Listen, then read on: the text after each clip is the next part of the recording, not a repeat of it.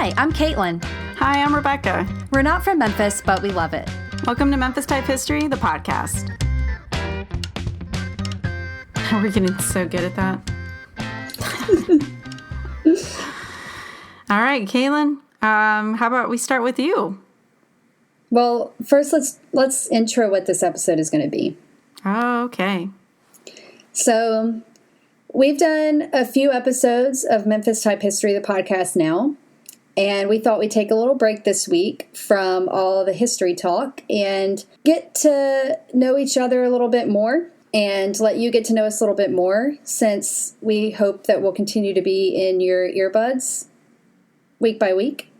So Rebecca and I have come up with some questions to ask each other. We don't know what the questions are, and we will do our best to honestly answer them. And yeah, we hope you enjoy getting to know us a little bit, and we welcome the opportunity to get to know you a little bit. You can always email us, memphistypehistory@gmail.com. If you hear a question you like and want to answer it, shoot us an email with your answer. We'd love to get to know you. Let's get to know you. Yeah, I'm scared. Let's go with the general so people get the big picture of who you are. Who are you, Caitlin? Like the general. What were the general questions you had? Like, how did you get to Memphis, or what was it? Like, wow, I'm already stumped. That's not one of my questions. Who I was am just trying to get Why am I alive? What is real? Do I exist? All right. My general questions were: what brought you to Memphis? What do you do for a living? And how did we get connected? Yes. Go. Okay, I'll answer my own questions then. Oh, wait, was I supposed to come up with three general? No, I'm just Can messing I steal around. I'm They're copying for both yours. of us. I'm sharing them. Oh, They're for sharing. thank you. You're so generous. So, what brought me to Memphis? I moved to Memphis after finishing my graduate studies in French language and literature at Ole Miss, where I also went to undergrad. And I moved to Memphis because my husband got a job with FedEx, as people do in Memphis, and really loved it. Found out some interesting things early on. We were lucky enough to make the decision to move to Midtown on the advice of a friend of my mom's who is a Midtown-ish Memphian. I think that's one reason we really love Memphis for sure, is because we lived in that area, kind of in the heart of things, really loved it. Found out that we actually moved, our first home in Memphis was on the street over from where my mom lived in Memphis at one of the houses that she lived in. Isn't that interesting? Yeah. So we lived on Evelyn and she lived on Nelson. Wow. Yeah. So one day we went and looked at her those house. Yeah, it was really cool. Also found out that my mama and papa lived a couple streets down from our second home in Memphis. When they first married, they rented like a room in this house that is, it's on Southern, kind of near where the tunnels are. You can go under the railroad tracks. It's one of those houses. I think now it's like boarded up and stuff. But yeah, come to find out, first house was near where my mom used to live, and second house was near where my grandparents used to live. Huh, that's cool. So have kind of a long family history with Memphis, I guess, and ended up living there for about 5 years and really loved it. Still love it. So I live in Shanghai, China now. We moved here when my husband took a position with GNC, which you may know from the bodybuilders. We like to pump you up. Yeah. Are you talking about the SNL ones?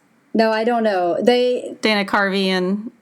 No? I don't, maybe. GNC used to be like, I think bodybuilders still buy their stuff. It used to be like kind of for bodybuilders, I think. So they do like protein powders and stuff. But now it's like for everybody.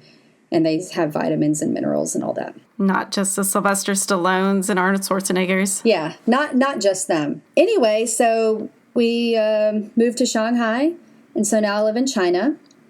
But every time we're back in the States, we do a little trip through Memphis and eat at our favorite restaurants and go see our favorite places and our favorite people.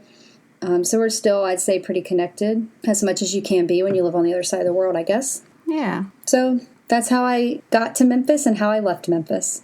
And what do you do now? Is that what the last question was? Yeah, what do you do for a living? Oh, what do you do for a living? Yeah, so I am a brand strategist and designer. for entrepreneurs, community builders, and creative professionals. So I work with them on smart business strategy, marketing, and graphic design. Sounds good. Yeah, and now I have this Memphis Type History's been with me for a few years now, so now it's back to, I think, full-on side project again, which I'm really thankful for. All right. Yeah. The other one is how do we get connected? And I don't really know where to really start with that. I guess we could both answer that one. Yeah. Because we met through church. It was a small group and became friends. And you were really interested in starting your own business. Yeah. Which was to help give artists exposure, right? Yes. And you came to me asking me what I thought because you knew that I was an artist and was looking to pursue more of the hands-on studio art as opposed to graphic design, which is what I was kind of doing both of. And what you were also teaching me at that time. Yeah, I was teaching graphic design. Yeah. So we were kind of helping each other out. So worked together on that, which then turned into Memphis Type, which became a book first, and blog, and now podcast. Yeah. And here we are looking at each other virtually. Yeah. I don't know. It's funny to me when I think about, like, when we first met, and, like, we kind of started working on little things together in different ways. And I don't know, it just kept growing. That's cool. Mm-hmm. Did a lot of art shows together. Yep. Did panels, or at least one. Yeah. Some tours. We've had a good run of it. Yeah. And now we're jumping back in. So why don't you tell how you got to Memphis and what you do for a living, and then we'll do random questions. Okay. I got married at a very young age and from Texas. And as a wedding present, we were given 2 oxen and a carriage. And on our way up to the East Coast, and just before we got there, our oxen got dynasty. I'm sorry, I'm trying to think about it. And we got the measles. Dysentery. But dysentery, or what? You know what I was talking about. You knew it. Yes, but I'm like I'm like Rebecca on the Oregon Trail right now in my mind. Yes, Oregon Trail just popped in my head, and I thought. Did you make sure? I feel like whenever I played, I always want to make sure I have salted bacon. Because I love bacon. Who doesn't love bacon? That cures everything. Yeah, even dysentery. Yes, I got dysentery. I was trying to remember. And the measles. But we made it just in time, and we lived, and we are here in Memphis now. We've been here since 2008, and we purchased a home because we loved it so much, and we have 2 kids now. I say all of you. Oh, yeah, I did say I got married. I did. So I have a husband, 2 kids, a dog that does not live with us, but we still love him. And we're here. What's the next question? I don't know yet, but I just want to say I have 2 cats that don't live with me. Oh. Yeah, we have something in common. Well, I can check up on your cats if you need. Well, they're in Chattanooga. Oh, that's far. They live with my brother. Yeah. But they have a good life. Good. It's better. It's a good life for them. It's better than them trying to make the trip over here. I think that'd be rough. Mm-hmm. So wait, do you want me to ask you questions or do you want to ask me questions? Was there anything else I'm missing? How I got to Memphis? Oh, what you do for a living? Yeah. I am currently an art director at a creative marketing agency called Hemline. We are on South Main. Love it there. It's great. I work with a great team of women who are just creative thinkers and doers, makers. I've been doing that for about a year and a half or so. And yeah. Cool. All right. On to questions? Mm-hmm. Okay, Kaylin, you ready for your questions? Yeah. I mean, no, but yeah. You know, I thought about getting weird, but I was in a normal mood because I did this in my lunch hour. Good. I'm really bad on the spot, so I'm glad this will have editing. There will be a lot of long pauses. I think you're going to like this first one because I know that you listen to a lot of podcasts. You seem very familiar. So my first question is, what is your favorite podcast? Oh, man. Oh, that was tough. Oh, I'm sorry. I can't, just one. Okay, what's one that comes to mind right away? I'm going to pull up my list of podcasts here, which I was actually listening to before we jumped on to talk and make our podcast. And I'm going to tell you, like, my favorite in different categories, because I listen to different categories of podcasts. Okay. And that's why I can't just pick one. So my favorite business podcast, I listen to a lot of business podcasts, is called Being Boss. I love that one. It's geared toward creative entrepreneurs. The girls that do it are really great. I've been listening since the beginning. And they start out just like basically recording their own like conversations between two friends running a business and like encouraging each other, giving each other ideas, that sort of thing. And it's just like they have the greatest guests. They do retreats and little trips and group vacations. And I went on one of those. And the community is really great. And I've met some really great friends online through the podcast. Oh, that's nice. Yeah, so that's a favorite. And then my favorite story-driven podcast, well, you always have This American Life, undisputable. I also really like Radio Lab. Oh. That's another one. Heart melt. Yeah. And then almost anything like Gimlet Media puts out I really like. Another like really up there favorite podcast. All right, I'm just going to say two more. I was trying to do by categories, and I can't. I'm just going to say two more favorites. So another favorite is called My Favorite Murder, and it's Georgia Hardstark and Karen Kilgariff. They have been obsessed their whole lives, I guess, with murder stories and crime stories, and so they started this podcast where they tell each other the crazy murder story of the week, and it's really hilarious, and you probably either love it or hate it. But I really like it. Because it makes me laugh a ton. And then my last favorite is called the Liturgists podcast. Sounds familiar. Yeah, it's like I don't even know how they describe themselves. Let me see if they say if there's info. Sort of like a revolving cast of creators that take on topics through the perspective of science, art, and faith. But it's mostly just two guys. This revolving thing has not been so much an aspect so much of their podcast lately, but it's really good. Like they have podcasts on suffering, ableism, it's really interesting, race, the multiverse, faith and music, faith and art. It's really interesting. Those are my favorite. That's awesome. That's my favorite podcast. All of those are my favorite podcasts. Sounds like some good ones. All right, ready for number 2? Yeah. What is something you can easily geek out about? Business talk. Okay. For sure. I was starting to think podcast for a moment. I mean, that too. I don't know why. I just listen to them all day. I guess that's why. I have so many. I'd say probably business. I really like business and marketing, and so I could really like geek out for a long time, especially if someone's like, hey, I want to start this thing or grow this thing or do this thing. How should I go about it? I just love coming up with all the ideas and like figuring out what action would be needed to actually make it happen. And I love that. Sounds good. All right. Okay. 3. This isn't the question, but it sounded like, how do you pronounce, you don't say Shanghai, do you? What do you say? Either Shanghai or Shanghai. It's usually, yeah. Shanghai.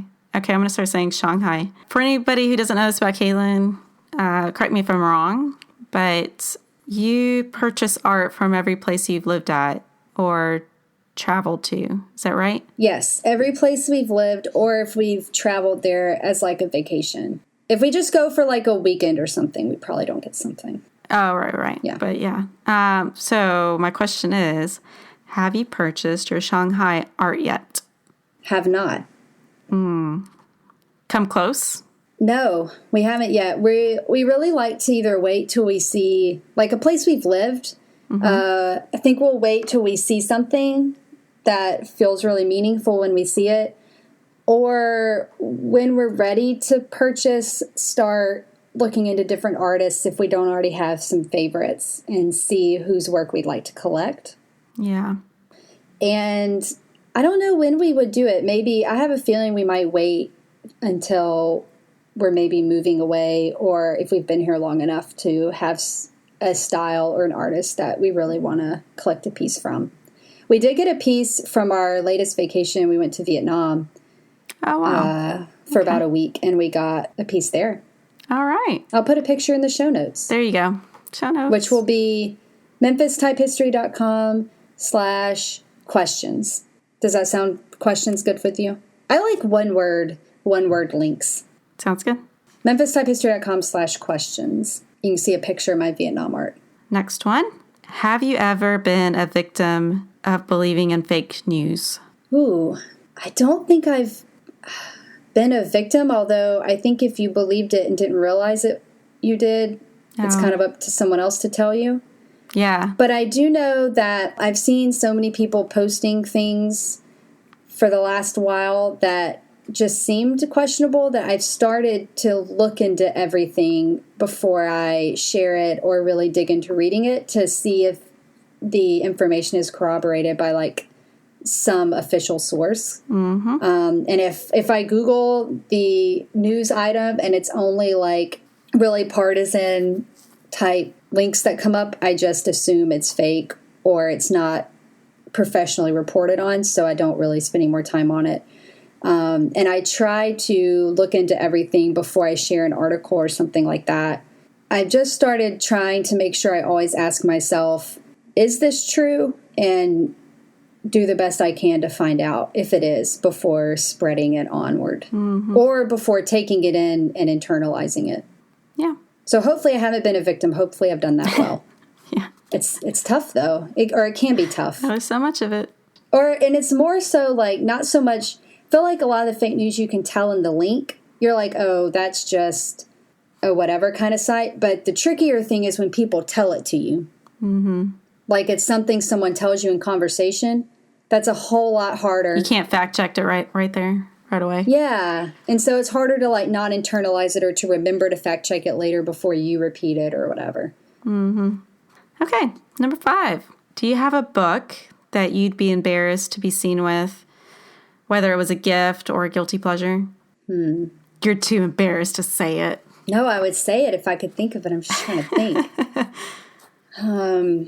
Well, I read this really good book once, and I think I probably, not embarrassed by it, but I don't think I would carry it around in public to read. It's called You Are a Badass by Jen Sincero. And it's a really good book. What? You don't strut that around everywhere you walk? No, I don't, but I highly recommend it. It's a really good book, but I think it feels a little bit like I might look super insecure if I'm out there reading it because I need a book to tell me that I'm a badass, so I don't know. That would probably be way. one. That just means like you be getting high fives from people. Maybe. Because they'd want to join in on making you feel good, right? Maybe, yeah. Maybe. I don't know. I didn't go out in public with it, so I don't know. Now's the time, Caitlin. Yeah, you need to just try that sucker out. See if you get some high fives. Uh-huh. Okay. Number 6. What television show are you currently watching? Assuming everybody watches a television show. No, man. Well, I'm watching more than one right now. Okay. What is it? I'm watching Mr. Selfridge. It's a BBC series. I've been watching that while I'm working because I've been writing a lot of content lately for work. And so it's kind of like a little treat to have a TV show playing while I'm writing. And I usually can get a lot done because it's sort of like I'm rewarding myself. Yeah. So I've been binging that. Kennedy, my husband, and I are watching the last season of Hell on Wheels. It's a motorbike show? It is a show about, it's some people back in the olden days after the Civil War building the first railroads. Oh, that sounds interesting. It is. It's really interesting. I have to shut my eyes and close my ears off a lot because it's kind of violent sometimes and I just can't take it. But it's really good storyline. It's an interesting show. So we're in the last season of that. And then the current show we're watching together is This Is Us. Oh, I keep hearing about that one. It's one of the best shows I've ever seen. All right, I'm going to watch it. It's amazing. And then aside from that, I also watch, it's not like I watch a lot of TV, but I also watch, in odd moments, I will watch, your typical, your Sherlock, your The Prophet. Watch that. Used to be a big Shark Tank watcher, but I don't really watch it anymore. It's still good. I just had enough of it. Yeah, it's gotten repetitive to me. And I like Blackish a lot. Oh, yeah. I know what you're talking about. So I keep up with that. So those are some TV. You can't ask me to pick one thing. It's like, what's your favorite color? I can't. Oh, well, that's number 7. It's sunset. I'm just kidding. Oh, just kidding. It's sunset. It's not sunset. No, it's actually, what does a day in Shanghai look like? Smoggy, foggy, polluted. Really? Right now. Can't see no. Well, let me look. I have my window shut because I'm recording. It's a little smoggy today, but it's been worse. You're wearing short sleeves. What's the temperature like? I think it's like high 40s today, but it's basically the same as Memphis. Really? Mm-hmm. Okay. It feels a little colder to me because I'm outside more, because I'm not going from like house to car to another building. I'm walking to the metro, or I'm, walking down the street for a while to somewhere. Mm-hmm. But it's about the same. What does a day look like for real? I mean, some days for me, I stay in the apartment and work. I might take a walk to go run an errand or grab coffee just to get out of the apartment. I live on the 15th floor, so the views are amazing. So it's not too bad to be inside. Maybe go to dinner. Days where I maybe don't have quite such a long to-do list. Things you could do. You could go get breakfast on the street. Breakfast here is kind of like a big to-go, kind of a quick meal thing. So you could get a breakfast. It's like a bread dumpling kind of thing. A bun, really. Mm-hmm. Breakfast bun. Or some like a turnip cake. Sounds good. Yeah, I'm going to go try one this week. It's on my list to go get breakfast, try a turnip cake, and try another kind of like pancake snack. There are a lot of snacks on the road all the time that you could eat for breakfast or for snack. Some days I'll go out to a coffee shop and work. There's one I really like on a real busy street where a lot of people shop and eat, and it's great for people watching and looking at Shanghai fashion. That's cool. Yeah, I see a lot, like street style is real popular here, so that's really cool. And I like to kind of people watch and work in they have a huge window that they open on nice days, so it's all nice, fresh air, and then it's still a big window if it's closed during the winter. So I like going there. And I don't know, you could do a little sightseeing too, perhaps. There's always something interesting or some interesting buildings to go look at or walking towards, something like that. Sounds cool. Yeah, usually for dinner, I'll either cook something simple here or we'll order in. It's really easy to get delivery here. Pretty much everything all the time can be delivered. Oh, wow. Yeah, so it makes it really tempting to not cook and just order in. Have food arrive. So, yeah, food arrives at the door a lot. Wow. Okay. I mean, my days here are not any more exciting necessarily than my days anywhere else have been. If I go out to go grab coffee or a snack or something, it's definitely always something interesting happens, or there's always something interesting to see. Yeah. Okay, this might be a tough one. If you could switch gears and easily change occupations, what would you be doing? Do I have to have the talent to do the occupation? Just be anything. You got the talent, skills for it. I would be a mid-level singer-songwriter. All right. Why mid-level? I mean, I wouldn't want to be like famous. Okay. But I would definitely prefer if people actually came to hear my music. So, like, maybe if I was going to perform somewhere, like, definitely people would come, but I'm not, like, a famous musician. Not mid-level in talent, like mid-level. Okay, yeah. That makes a lot more sense. Since I can pick my talent level, I want to be top talent, but only mid-level famous. Yes. And I would play the guitar. That would be my instrument. Oh, that's sweet. I like that. Yeah. Okay, this is kind of predictable. You have the ability to go back in time and ask anyone anything. Who and what is it? And don't feel like you only get this once in a lifetime. Like, you have the ability to go back in time and ask anyone anything. So what would an instance be where you would use that ability? Goodness gracious. Why can I not answer this? Yeah. Is it because it's too broad? Like, I don't know. Well, I'm thinking like great mysteries of our time. not of our time, great mysteries of other times, and would I want to solve them? Or would I... So here's what I'd really like to ask, but I don't know who I would ask. Uh-huh.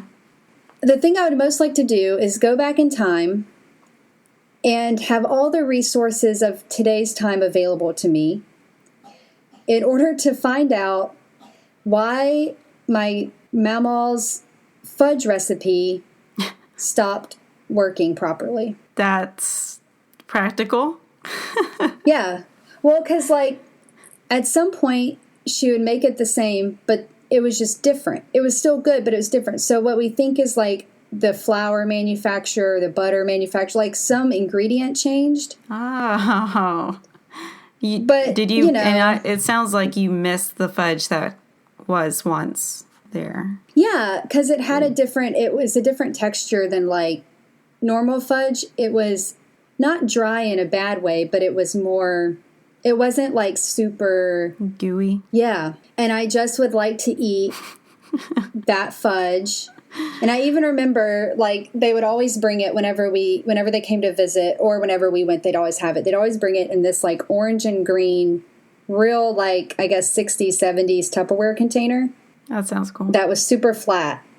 And the little fudge pieces would be in there. So I'd like to go back in time, but have all of today's resources and track down... you know, the head department of the flour company and the butter company and the chocolate company and ask them, have you changed anything? To solve the mystery of your Mama's fudge. Yeah, and try to, like, adjust the recipe so it could be the same today. That's what I would do.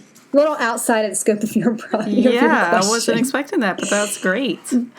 It's either that or, like, ask Amelia Earhart. I don't know, but I don't even wonder. I don't really even care about that. I just was thinking of, like, what's a famous mystery people would like to know, but really I just want the fudge. Sounds good. Last one. What do you miss most about or from Memphis?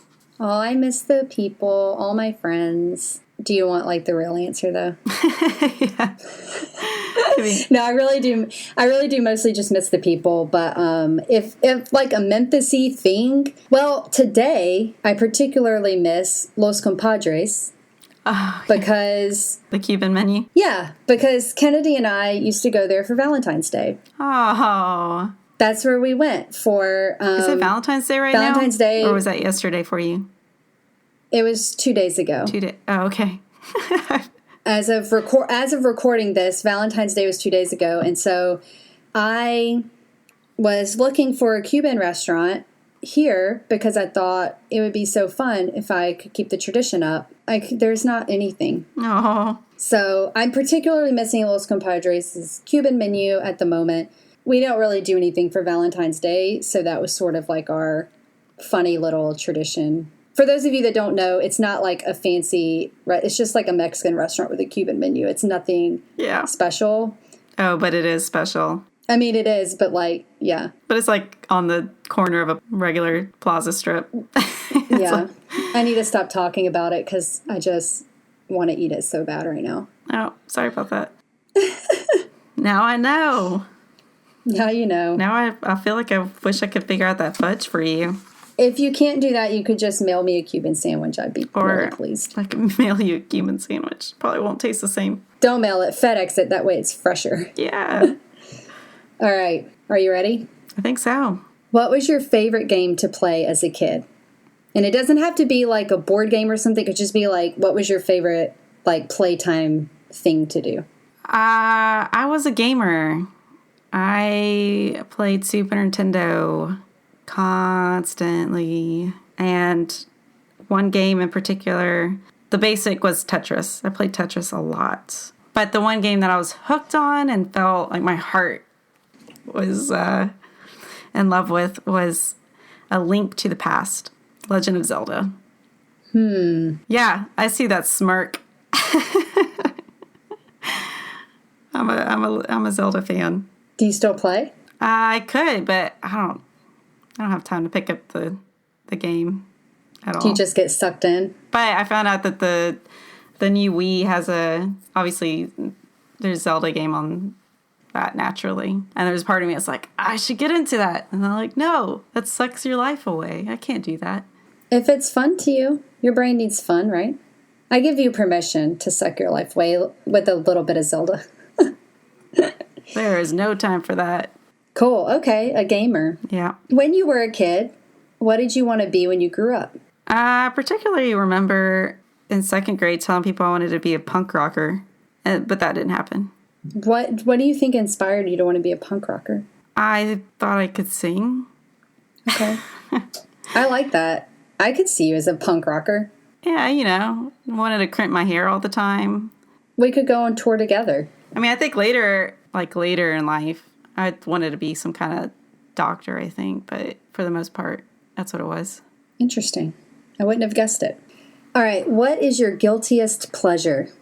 Oh, okay. Honestly, this might make me sound really out of touch with social stuff, but I don't know what's considered embarrassing to call it a guilty pleasure, right? It doesn't have to be embarrassing. It's like, what do you indulge in? Like, what's your indulgence? So, like, mine would be, I really like to take long showers. Uh-huh. Even though I still remember the Sesame Street episode where the little fish is in the pond and the little person is like brushing their teeth or something and letting the water run. And the water is just running out and running out of the little fish's lake until they barely have any water to swim in. But I still like to take long showers. That's a guilty pleasure. Okay. I feel like that's like a common thing that people should know. And I feel like in awkward situations, I'm like admitting like, oh, it's kind of a guilty pleasure, I guess. Because I totally like that, but I'm just blank. But it is also kind of late, too. So my brain stops functioning to it. Yeah, I'm sorry. If you think of something, we'll come back to it. Otherwise, we may just have to omit that question. Yeah. What do you consider the most overrated virtue? I got that from the Proust questionnaire. Overrated virtue. Freshen up my vocabulary. What do you mean by that? I had to look up what the virtues were.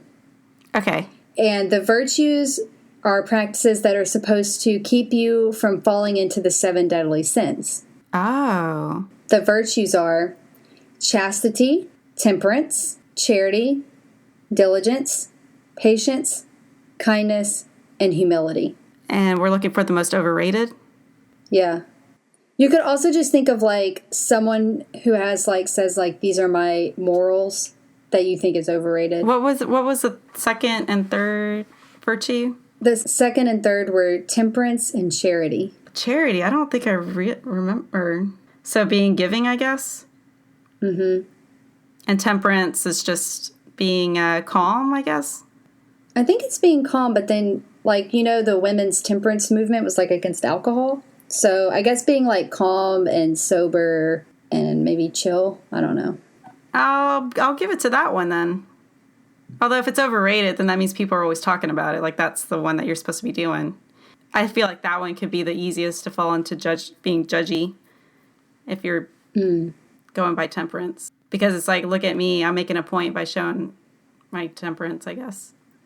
I know, I hate when people say that to me. All the time. All the time. Okay. What talent would you most like to have? If I could play a bunch of instruments like a rock star. Not like a rock star, but I mean like a level of a rock star. Like if I could play piano, like a Mozart or Beethoven, yes. Wow. That's what I'm talking about. Reaching high. I like it. I would do that. Here's an easy one. Thank you. It wouldn't be easy for me, but it's easy for you. How do you know? Because it's what's your favorite food? Oh. And I would have like 5. Yes. I'm going to say bread. I'm going to stick with bread. I like that. What type of bread would you really eat all day? Hey, this could also be your guilty pleasure, bread. Really? Because I don't have a problem. Yeah. I don't have a problem eating bread at all. Most people don't. That is the problem. If you were to die and come back as a person or a thing, what would you choose? When I come back, am I aware of my previous life? Yes. I'm going to say yes. So I definitely wouldn't want to be like a stapler, or something. you're like trapped in for life. But if you weren't aware of your previous life, that's what you would pick? Yes. All right. No. I might choose an animal that can fly just to see what that's like. Because I've always wondered, how do they fly? Maybe I could be like a dinosaur. And then I get, what dinosaurs really look like and how they really behaved. Yeah, I'll do that. Okay. So a lot of time travel as well involved. Yes. Because listen, if we're going to talk about dying and coming back, I better be able to pick what era I want to come back in. Fair enough. Okay. Yeah. Where would you most like to live? I'm happy living in Memphis, although I still play with the idea of living in Italy because I stayed there for a while and learned some Italian, and I might be able to pick it up again. Or South America, just to pick up Spanish. Mm-hmm. Nice. I'd visit you in Italy or South America. I'd visit you both places. Those are good places. Okay. Yeah. Well, that's a done deal. Yeah. I'll go ahead and get moving. All right. What is your favorite Memphis building? I've always been entranced by the Sears Tower, or the Sears building. Not Sears Tower, it's Chicago. The Sears building is fascinating because of how large it is. And to think about that being essentially Amazon Prime of today. Like, that was a distribution center, and they had all these chutes, and that's what they were called, right? The chutes. Yeah. Where they sent stuff out of. And it was, like 10 football fields or something crazy like that? Yeah, it's the size. It's just massive. It feels as massive inside as it looks outside. Yeah, it just consumes you. Yeah. So I've been fascinated with it for as long as I saw it vacant. And then now to see that it's being rebuilt and it building that size, it's amazing to me that a project like that even happened where that could be renovated. And before it was kind of creepy. So it's just amazing that we got to see something that was so creepy and a giant and eerie come to life to be this amazing, just something that's back to life. It's really cool. Do you remember when we went on the tour in there and we found all those keys that the lady giving the tour had not seen before? Yes. Yeah, Lisa Hume. What if those random keys belonged to Ernest Stubblefield? Thought you might be going there. What if he lived in Crosstown? Maybe he lived in the Sears building and that cafe at the bottom, that coffee place. All right. Last question. If you had a talk show, who would be your first guest? I would ask Oprah to come on so she could give me pointers on what to do. That was the first person that came to mind. But the list could go on. We talked about Dolly Parton. Oh, man. I'd be curious to see her. Yeah, it'd have to be a big one because, you got to get the people to view. Yeah. All right. We'll go with that. I guess we got to know each other. Yeah, sorry about my guilty pleasure. That's okay. I'm going with bread. Okay. I'm giving you bread for guilty pleasure and favorite food. I do eat a lot of bread. Yeah. I need to watch out because it makes my face big. But it's worth it. Life is short. Eat the bread. I guess I will. That's what I've been doing. All right. Are we ready to sign off? All right. Think so. All right. Today's show notes, memphistypehistory.com/questions. You've been listening to Memphis Type History, the podcast. We like your type. You've been listening to Memphis Type History, the podcast. It would mean so much to us if you head over to iTunes and give us a rating and review. Be sure to subscribe and never miss an episode. Want to be part of Memphis Type History and get behind-the-scenes content, merch, and more? Support us on Patreon at patreon.com/Memphis Type History. That's Patreon, spelled patreon.com/Memphis Type History. Find more Memphis Type History on our blog at memphistypehistory.com, on Facebook, Instagram, and Pinterest as Memphis Type History, and on Twitter at Memphis Type.